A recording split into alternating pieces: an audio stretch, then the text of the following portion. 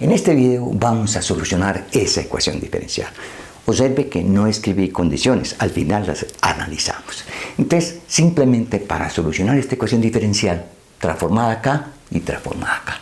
Entonces, ¿cuál es la transformada de esta expresión? Simplemente va a ser la transformada de t al cuadrado por y segunda, más 4 transformada de t por y prima, más transformada de t al cuadrado por y, más 2 transformada de y igual a la transformada del t, que es 1 sobre s al cuadrado. Entonces lo que hacemos aquí es aplicar las propiedades que sabemos. La transformada de t por y de t simplemente es menos la derivada con respecto a s de y de s. Y la transformada de t al cuadrado por y de t simplemente es menos 1 al cuadrado por la derivada segunda con respecto a s de la transformada de y. O sea, simplemente menos 1 al cuadrado, derivada segunda de y con respecto a s. Entonces vamos a aplicar eso. Esto que está aquí va a ser igual entonces. ¿Cuál es la transformada de t al cuadrado y segunda? Es menos 1 por menos 1 al cuadrado, que es 1, por la derivada segunda de y de s, y y de s la transformada de y. O sea, simplemente es la derivada segunda con respecto a s de la transformada de, esto es la transformada de y, o la transformada de y segunda, que es s al cuadrado y de s menos s y pequeña de 0 menos y prima de 0. Más 4 la transformada de t por y prima.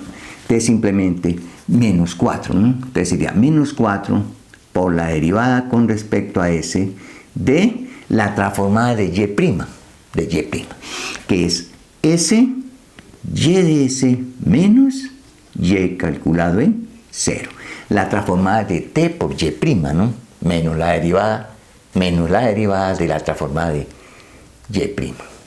Más esta misma, la transformada de t al cuadrado por y, simplemente es la derivada segunda con respecto a s, porque ahí es más, de la transformada de y, o sea, simplemente de y de s. Más 2 por la transformada de y, que y de s, y esto vale 1 sobre s al cuadrado. Esas son las propiedades que hemos aplicado aquí, ¿no? Bueno, y de 0 no lo conozco. Ahora, yo estoy derivando dos veces esta expresión, vea. Y de 0 es constante y y prima de 0 es constante. Si estoy derivando con respecto a s dos veces, esto es constante por s, o sea que esta expresión vale 0, esta expresión vale 0. O sea que esto me queda simplemente la derivada segunda de s al cuadrado simplemente por s al cuadrado por y de s, y no me queda más porque el resto vale 0. Menos 4 la derivada con respecto a s de ¿qué? Y de 0 es constante y la derivada con respecto a s, a esa constante de 0 con respecto a s. Entonces simplemente aquí me queda y, la derivada con respecto a de s y de s, más la derivada segunda con respecto a s al cuadrado de y de s, más 2 y de s igual a 1 sobre s al cuadrado. Entonces ahora sí, derivamos. Derivada segunda. ¿Cuánto vale la derivada primera de esta expresión? Vale s al cuadrado por y prima de s más 2s por y de s. Esa es la primera derivada de esta función. La segunda derivada es volver a derivar esto. Entonces derivamos este y derivamos este. O sea, la derivada de este simplemente es s al cuadrado por y segunda más 2s por y prima de s, más la derivada de esto simplemente va a ser 2, la derivada de este por este, y de s, más s por y prima de s. Y ahí está la segunda derivada de esta función. Menos 4. La derivada de esto es y de s más s y' de s. Más la derivada segunda, pues simplemente va a ser y segunda de s. Más 2 y de s, y esto vale 1 sobre s al cuadrado. Este es un 2, ¿no? Hasta ahí lo único que he aplicado son las propiedades, ¿no? ¿Y ahora qué queda ahí? Entonces esto me queda igual a s al cuadrado por y segunda de s, más 2s por y' de s, más 2y de s, más 2s y' de s, menos 4 y de s, menos 4 s y' de s, más y segunda de s, más 2 y de s igual a 1 sobre s al cuadrado. Vamos, ¿qué se puede sumar? 2y de s con 2y de s, 4y de s. Y con menos 4, y de s se cancela, ¿no? 2s por y' con 2, 4. Y con este 4 se cancela. Y me queda y segunda de s más y segunda de s. O sea que de aquí puedo factorizar entonces. Entonces, si factorizamos y segunda de s. Y segunda de s, factor común de s al cuadrado más 1. Simplemente esto vale 1 sobre s al cuadrado. Y entonces de aquí despejamos y segunda de s.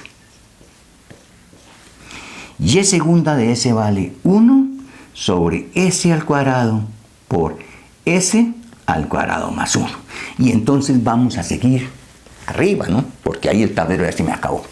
Vamos a seguir aquí. Entonces que quede claro, aplicando propiedades simplemente. Vamos. Entonces tengo aquí que y segunda de s va a ser igual a 1 sobre s al cuadrado por s al cuadrado más 1. Entonces esto lo voy a escribir como s al cuadrado más 1 menos s al cuadrado sobre s al cuadrado que multiplica s al cuadrado más 1, ¿no? O sea, al numerador le sumé y le resté s al cuadrado.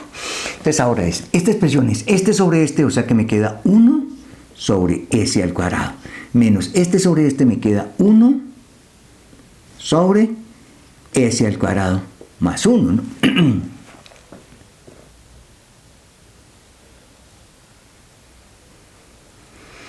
Vamos, y ahora voy a aplicar esta propiedad, vea.